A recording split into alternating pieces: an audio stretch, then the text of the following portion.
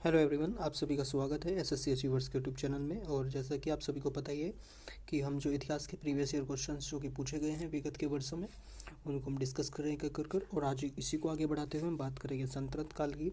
तो ये काफ़ी महत्वपूर्ण टॉपिक होने वाला है क्योंकि हर साल यहाँ से क्वेश्चन बनते हैं।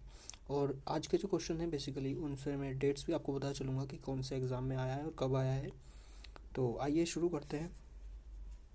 पहला क्वेश्चन हमें यहाँ पर दिया गया है कि 1307 ईस्वी से 1308 ईस्वी में अलाउद्दीन खिलजी का पहला दक्षिणी अभियान निम्नलिखित में से किस क्षेत्र में हुआ था। तो ऑप्शन आपको दिए गए दवार समुद्र, वारलंग, देवगिरी या फिर मथुरा। मथुरा एक्चुअली। तो ये एक क्वेश्चन पूछा गया है सीजल 2024 टीयर 1 में, जो कि 24 का हुआ था। तो इसका सही आंसर होगा ऑप्शन नंबर बेसिकली ए, यानी कि देवगिरी में इसका पहला अभियान था। और अलाउद्दीन खिलजी वंश का से संबंधित है। और जब इसने देवगिरी का अभियान किया उस टाइम पे इनका शासक था करणदेव बघेल करके, बघेल। तो आप इसको याद रख सकते हैं as a fact. Next question है क्वेश्चन नंबर 2। पूछा गया है कि बलबन द्वारा दिल्ली सल्तनत के निम्नलिखित में से किस विभाग का पुनर्गठन किया गया था। तो ऑप्शंस आपको दिए गए हैं दीवाने अर्ज, दीवाने रिसालत या फिर दीवाने मुस्कराज। और ऑप्शन नंबर डी यहाँ पर दिया गया है दीवाने इस्तेआक। तो मैं आपको बता दूं कि जो बलबन था बेसिकली, इसके बारे में बात कर लेते हैं। तो बलबन बेसिकली गुलाम वंश से संबंधित था और इसने बेसिकली जिसका पुनर्गठन किया था वो विभाग था दीवाने अर्स। तो ये बेसिकली सैन्य विभाग से संबंधित है। तो आप इसको याद रख सकते हैं क्योंकि इस तरीके से भी क्वेश्चन पूछा जा सकता है कि दीवाने अर्ज किस विभाग से संबंधित है या किससे संबंधित है। तो इसको आप याद रख सकते हैं। और बात करें बलबन की, तो बलबन ने नौरोज़ प्रथा एक शुरू की थी, नौरोज़ प्रथा इसके द्वारा शुरू गई थी। इसको भी आप याद रख सकते हैं। नेक्स्ट क्वेश्चन की बात करें, क्वेश्चन नंबर 3 पूछा गया है कि तारीख फिरोज शाही पुस्तक किसके द्वारा लिखी गई है। तो ऑप्शंस आपको दिए गए हसन निज़ामी, अमीर खुसरो, ज़ियाउद्दीन बर्नी या फिर सरहिंदी। तो मैं आपको बता दूं इसका सही आंसर होगा ऑप्शन नंबर सी, यानी कि ज़ियाउद्दीन बर्नी, जो कि तारीख फिरोज शाही की पुस्तक इसने लिखी थी। और जब ये पुस्तक बेसिकली किसके बारे में है, तो फिरोज तुगलक के बारे में ये पुस्तक है। और इसी के दरबार में रहा करता था कौन, ज़ियाउद्दीन बर्नी। नेक्स्ट क्वेश्चन है क्वेश्चन नंबर 4 पूछा गया है कि निम्नलिखित में से कौन दिल्ली सल्तनत का अंतिम सुल्तान था। तो ऑप्शंस आपको दिए हैं फिरोज शाह तुगलक, इब्राहिम लोदी, मोहम्मद बिन तुगलक या फिर सिकंदर लोदी। तो इसका सही आंसर हो जाएगा ऑप्शन नंबर बी, यानी कि इब्राहिम लोदी इसका सही आंसर होगा। जो कि इससे एक संबंधित क्वेश्चन ये भी बनता है कि इब्राहिम लोदी बेसिकली लोदी वंश का भी अंतिम शासक था। लोदी वंश बेसिकली सल्तनत काल का सबसे लास्ट का वंश था और इसका ही शासक था कौन, इब्राहिम लोदी, जो कि सबसे लोदी वंश का भी अंतिम शासक है और सल्तनत काल का भी अंतिम सुल्तान है। और इसी के मध्य इब्राहिम लोदी और बाबर के बीच हुआ था पानीपत का प्रथम युद्ध, जो कि 1526 में हुआ, जिसमें बाबर की विजय हुई। और उसके बाद यहाँ पर जो मुगल सल्तनत थी उसकी शुरुआत हुई। नेक्स्ट क्वेश्चन है क्वेश्चन नंबर 5 पूछा गया है कि निम्नलिखित में से किस विदेशी यात्री के अनुसार दिल्ली के लोग सुल्तान को अपशब्द भरे पत्र लिखते थे, जिसके कारण सुल्तान से दंडित करने के लिए राजधानी को स्थानांतरित करने का निर्णय लिया था। तो ऑप्शंस आपको दिए गए हसन निज़ामी, इब्न बतूता, अलबरूनी या फिर इस्लामी। तो मैं आपको बता दूं ये क्वेश्चन थोड़ा अजीब है कि ऐसे वही सुल्तानों को गाली दे सकता है, लेकिन आप समझ सकते हैं किसके बारे में बात की जा रही है यहाँ पर। तो सल्तनत काल का एक शासक था मोहम्मद बिन तुगलक, उसी के बारे में ये है क्योंकि वो थोड़ा पागल उसको बताया गया है, लेकिन काफ़ी विद्वान वो शासक था। और अब जो इब्न बतूता है इसका सही आंसर है ऑप्शन नंबर बी। ये बेसिकली एक अफ्रीकी यात्री है जो कि 1333 में मोहम्मद बिन तुगलक के समय भारत आया था। और इसने एक पुस्तक लिखी है रेहला करके, रेहला। उसमें मोहम्मद बिन तुगलक के जीवन की जानकारी हमें देखने को मिलती है। नेक्स्ट क्वेश्चन है, और ये क्वेश्चन पूछा गया है सीजल में ही पूछा गया है अभी। क्वेश्चन नंबर 6 पूछा गया है कि निम्नलिखित में से किस सुल्तान ने सती प्रथा को रोकने का प्रयास किया। तो ऑप्शंस आपको दिए गए हैं, अलाउद्दीन खिलजी, मोहम्मद बिन तुगलक, जलालुद्दीन खिलजी या फिर फिरोज़ तुगलक। तो मैं आपको बता दूं इसका भी आंसर है ऑप्शन नंबर बी, यानी कि मोहम्मद बिन तुगलक इसका सही आंसर होगा। और ये जो क्वेश्चन है काफ़ी एग्जाम्स में पूछा गया है। फॉर एग्जांपल सीएसएफ में पूछा है, एएसआई में पूछा है, दिल्ली एसआई में पूछा गया था, और यूपी पुलिस की जो एसआई परीक्षा होती है उसमें भी इस क्वेश्चन को पूछा गया है काफ़ी टाइम। तो सती प्रथा को रोकने का प्रयास बेसिकली किया गया था मोहम्मद बिन तुगलक के द्वारा, जो तुगलक वंश से संबंधित है। और इसके बारे में कहा जाता है कि मोहम्मद बिन जो तुगलक था वो बहुत पढ़ा लिखा और विद्वान शासक था, और उसके शासन में बहुत से सुधार किए गए थे इसके द्वारा। और एक इसके संबंध में एक कथन काफ़ी फेमस है, एक व्यक्ति थे एल फिस्टन। तो उन्होंने कहा था कि मोहम्मद बिन तुगलक में पागलपन का कुछ अंश था। तो ये आप देख सकते हैं। और एक चीज़ और याद रखिएगा कि मोहम्मद बिन तुगलक का जो बचपन का नाम था वो था जूना खान या जोना खान। तो आप इसको एज अ फैक्ट याद रख सकते हैं। और नेक्स्ट क्वेश्चन देखते हैं। क्वेश्चन नंबर 7 पूछा गया है कि इल्तुतमिश के शासनकाल में सल्तनत की राजधानी निम्नलिखित में से कौन सी थी। तो ऑप्शंस आपको यहाँ पर दिए गए हैं, आगरा, लाहौर, बदायूं या फिर दिल्ली। तो इसका सही आंसर होगा ऑप्शन नंबर डी, यानी कि दिल्ली इसका सही आंसर हो जाएगा। और इल्तुतमिश को बेसिकली गुलामों का गुलाम बोला जाता है, क्योंकि मोहम्मद गोरी का गुलाम कौन था, कुतुबुद्दीन ऐबक, और कुतुबुद्दीन ऐबक का जो गुलाम था वो था इल्तुतमिश। तो इसे गुलामों का गुलाम भी बोला जाता है। और इसके बारे में एक फैक्ट ये भी है कि इसको प्रथम मुस्लिम राज्य का संस्थापक कहा जाता है, वास्तविक संस्थापक इसको बोलते हैं भारत के अंदर। और एक फैक्ट आप इसके बारे में ये भी याद रखिएगा कि इसने इक्ता प्रणाली की शुरुआत की थी, मतलब वास्तविक रूप से उसको करने वाला इल्तुतमिश ही था। इक्ता प्रणाली छोटे छोटे बेसिकली जो तनख्वाह दी जाती थी सैनिकों को, उनके तनख्वाह के बदले छोटे छोटे भूभाग दिए जाते थे, उसी को इक्ता प्रणाली बोलते थे, जो कि इल्तुतमिश के द्वारा शुरू की गई थी। नेक्स्ट क्वेश्चन है क्वेश्चन नंबर 8। पूछा गया है कि दिल्ली सल्तनत के किस सुल्तान ने अपनी राजधानी दिल्ली से आगरा स्थानांतरित की। तो ऑप्शन यहाँ पर दिए गए हैं, सिकंदर लोदी, कुतुबुद्दीन ऐबक, अलाउद्दीन खिलजी और मोहम्मद बिन तुगलक। तो इसका सही आंसर होगा ऑप्शन नंबर ए, यानी कि सिकंदर लोदी, जो कि लोदी वंश का शासक है, साफ पता चल रहा है। और इसने अपनी राजधानी दिल्ली से आगरा स्थानांतरित की थी। और 1504 में इसने, जो हम नाम सुनते हैं आगरा, जहाँ पर राजधानी स्थानांतरित की गई इसके द्वारा, आगरा की स्थापना बेसिकली सिकंदर लोदी ने की थी। आप ये भी याद रख सकते हैं, काफ़ी एग्जाम में ये भी पूछा जा सकता है। और इससे ये इसके बारे में। तो नेक्स्ट क्वेश्चन है क्वेश्चन नंबर 9। पूछा गया है कि तैमूर लंग ने किस वर्ष में भारत पर आक्रमण किया। तो ये क्वेश्चन काफ़ी इंपॉर्टेंट हो जाता है। ये क्वेश्चन बेसिकली लास्ट टाइम पूछा गया था एसएससी के एग्ज़ाम होते हैं, एसएससी जेई सिविल एग्ज़ाम होते हैं, 2018 के एग्ज़ाम में इसको पूछा गया था। तो इसका आंसर है ऑप्शन नंबर बी, यानी कि 1398 में तैमूर लंग ने आक्रमण किया था भारत के ऊपर। और उस टाइम पर जो शासक था भारत का सल्तनत काल में, जो शासक था वो था नासिरुद्दीन महमूद शाह 1398 के अंदर, जो कि फिरोज शाह तुगलक का उत्तराधिकारी था। बेसिकली आप टाइम लाइन से पता लगा ही सकते हैं। और इसने जब ये लूटपाट करके दिल्ली से गया तैमूर लंग, तो इसने बेसिकली दिल्ली सल्तनत के अंदर एक शासक को छोड़ा जिसका नाम था खिज़र खां करके, खिज़र खां शासक था। तो इसने दिल्ली सल्तनत के लिए शासक नियुक्त किया था किसको, खिज़र खां को, जो आगे चलकर इसने स्थापना की थी किसकी, सैयद राजवंश की। तो आप इसको याद रखिएगा। नेक्स्ट क्वेश्चन है क्वेश्चन नंबर 10। पूछा गया है कि पहला मुस्लिम शासक कौन था जिसका साम्राज्य भारत के सुदूर दक्षिण सहित लगभग संपूर्ण भारत पर फैला हुआ था। तो ऑप्शंस आपको दिए गए हैं, अलाउद्दीन खिलजी, जलालुद्दीन खिलजी, गयासुद्दीन बलबन और फिराज शाह तुगलक। तो इसका बेसिकली आंसर होगा ऑप्शन नंबर ए, यानी कि अलाउद्दीन खिलजी, जो कि आप समझ सकते हैं ये बहुत ही महत्वाकांक्षी शासक था और थोड़ा कपटी टाइप का भी था।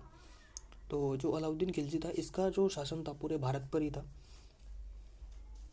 तो इसने दक्षिण के जो राज्य थे, फॉर एग्जांपल देवगिरी, वारलंग, होयसेल, इन सभी को जीत लिया था। और दक्षिण के जो इसके विवाह वो होते थे, क्या बोलते हैं उसको, जो इसके अभियान होते थे दक्षिण को जीतने के लिए, उनका जो नेतृत्व किया जाता था वो किया जाता था एक मलिक काफूर, इसका सेनापति था मलिक काफूर, जो कि जेंडर के तौर पर एक किन्नर था।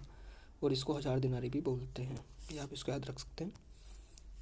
नेक्स्ट क्वेश्चन है क्वेश्चन नंबर 11। पूछा गया कि सैयद राजवंश की स्थापना किसने की थी। तो अभी मैंने आपको बताया कि सैयद राजवंश की स्थापना की गई थी खिज़र खां के द्वारा। तो ऑप्शन नंबर सी इसका सही आंसर हो जाएगा। और सैयद वंश के बारे में आप एक बात हमेशा याद रखिएगा कि अब तक जो राजवंश हुए थे, इससे पहले जो राजवंश हुए थे, फॉर एग्जांपल खिलजी वंश, गुलाम वंश और तुगलक वंश, जो इसके पहले के राजवंश हुए थे, वो सभी मुस्लिम अगर बोलें तो सुन्नी प्रजाति सॉरी विभाग के थे। और ये पहला राजवंश था जो शिया को मानता था।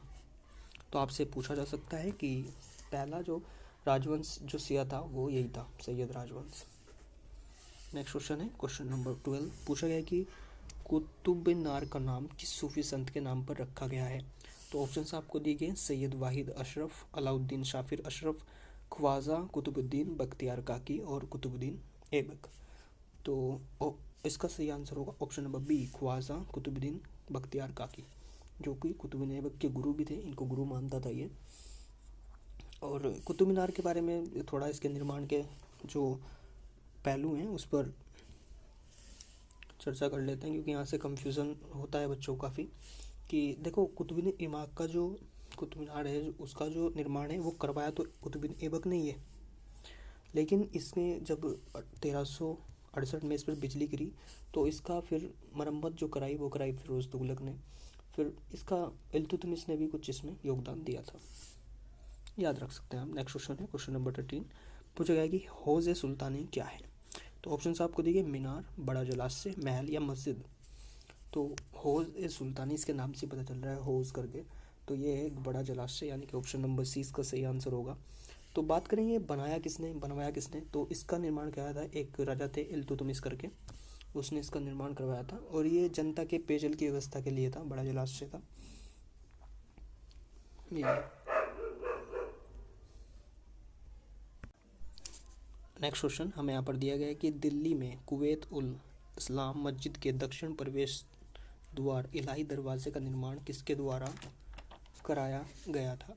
तो ऑप्शंस आपको दिए गए हैं, मोहम्मद गोरी, अहमद शाह दुरानी या फिर अलाउद्दीन खिलजी। तो इसका सही आंसर होगा ऑप्शन नंबर सी, यानी कि अलाउद्दीन खिलजी के द्वारा। आप इसको याद रखिएगा कि इलाही दरवाजे का निर्माण किसने करवाया, और ये करवाया था 1311 ईस्वी में अलाउद्दीन खिलजी द्वारा इसका निर्माण कराया गया था। नेक्स्ट क्वेश्चन की बात करें क्वेश्चन नंबर 15। पूछा गया कि दिल्ली सल्तनत प्रकार प्रशासन में संदर्भ में राज्य पत्राचार विभाग, यानी कि जो चिट्ठी वगैरह होती थी उसके विभाग को निम्न में से किस नाम से जाना जाता था। ये काफ़ी इंपॉर्टेंट क्वेश्चन है और ये सीजीएल टियर 1 2022 में पूछा गया था। ऑप्शंस आपको देंगे, दीवाने अर्स, दीवाने रिलासत, दीवाने खैराज या फिर दीवाने इंशा। तो ऑप्शन ए तो आपको पता ही है कि दीवाने अर्स सैन्य विभाग से संबंधित था और बलबन ने इसका पुनर्गठन कराया था, लेकिन इस क्वेश्चन का आंसर होगा ऑप्शन नंबर डी, यानी कि दीवाने इंशा, जो कि पत्राचार से संबंधित है पूर्णतः। पत्राचार आप इसको याद रखिएगा, पूछते हैं काफ़ी बार कि कौन सा विभाग किस नाम से उसको जाना जाता है। तो दीवाने इंशा पत्राचार से संबंधित था। और बात करें अदर्स ऑप्शन की, जैसे फॉर एग्जांपल दीवाने रियासत, तो इसका ये संबंधित था बेसिकली धार्मिक मामलों से। और जो ये है दीवाने खैराज, ये संबंधित था बेसिकली दान और भिक्षा के वितरण से संबंधित विभाग इसको बोला जाता है। नेक्स्ट क्वेश्चन है क्वेश्चन नंबर 16। पूछा गया कि 2.5 दिन का झोपड़ा क्या है। और इस तो ऑप्शंस आपको दिए गए हैं, मस्जिद, मंदिर, संत की झोपड़ी या फिर मीनार। तो इसका सही आंसर होगा, ये तो आप सभी को पता है इसलिए कि 2.5 दिन का झोपड़ा क्या है, तो एक मस्जिद है बेसिकली। बात करें इसका निर्माण किसके द्वारा किया गया, तो इसका निर्माण बेसिकली कराया गया था कुतुबुद्दीन ऐबक द्वारा, याद रख सकते हैं कुतुबुद्दीन ऐबक, जो कि गुलाम वंश का संस्थापक भी था और इसने इसका निर्माण करवाया था। और ये आज की डेट में अजमेर में स्थित है, आप इसको याद रख सकते हैं, अजमेर के अंदर। बात करें नेक्स्ट क्वेश्चन की, तो नेक्स्ट क्वेश्चन है 17। पूछा गया कि निम्नलिखित में से कौन मध्यकालीन भारत की प्रथम शासिका थी। तो ये तो काफ़ी ईजी है, आपको बताइए, आप इसका उत्तर कमेंट में बताइएगा। मैं बात कर लेता हूँ इसके जो की पॉइंट्स हैं। तो इसका सही आंसर ऑप्शन नंबर ए मैं बता देता हूँ। और इसके जो इल्तुतमिश की जो पुत्री थी रज़िया सुल्तान इल्तुतमिश की पुत्री थी, और ये एक योग्य उत्तराधिकारी थी बेसिकली।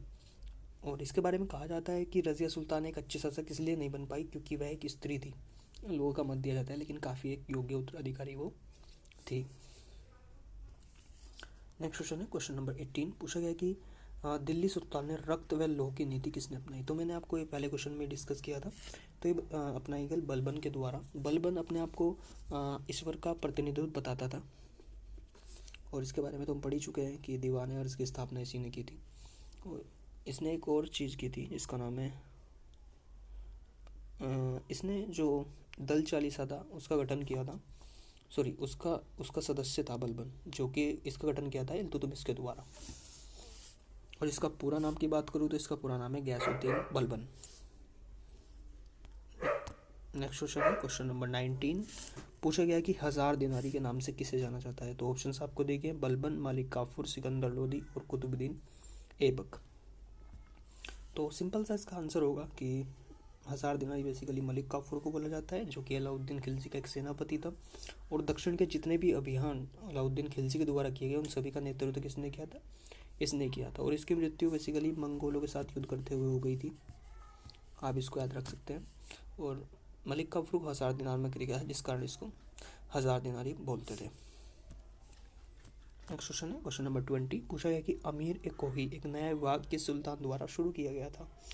तो ऑप्शंस आपको दिए गए हैं यहाँ पर, अलाउद्दीन खिलजी, फिरोज शाह तुगलक, मोहम्मद बिन तुगलक या फिर सिकंदर लोदी। तो अमीर ए कोही शुरू किया गया था ऑप्शन नंबर सी, यानी कि मोहम्मद बिन तुगलक के द्वारा। और ये एक विभाग है जो कि कृषि से संबंधित था, ये भी आपको याद रखना होगा और इससे भी क्वेश्चन पूछे जा सकते हैं। और एज अ फैक्ट आप इसको याद रख सकते हैं कि एक जिस वंश से संबंधित है मोहम्मद बिन तुगलक, तुगलक वंश सबसे अधिक समय तक शासन करने वाला राजवंश है सल्तनत काल में।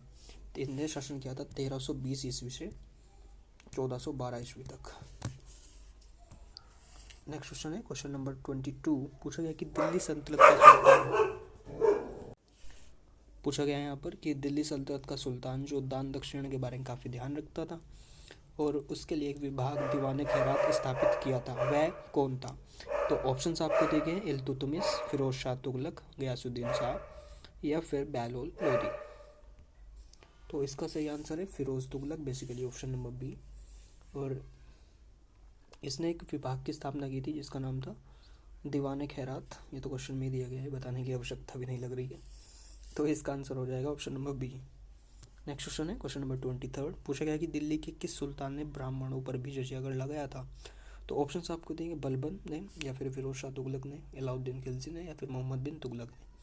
तो इसका सही आंसर होगा फिरोज तुगलक, जिसने ब्राह्मणों को भी बेसिकली जजिया कर लगाया था।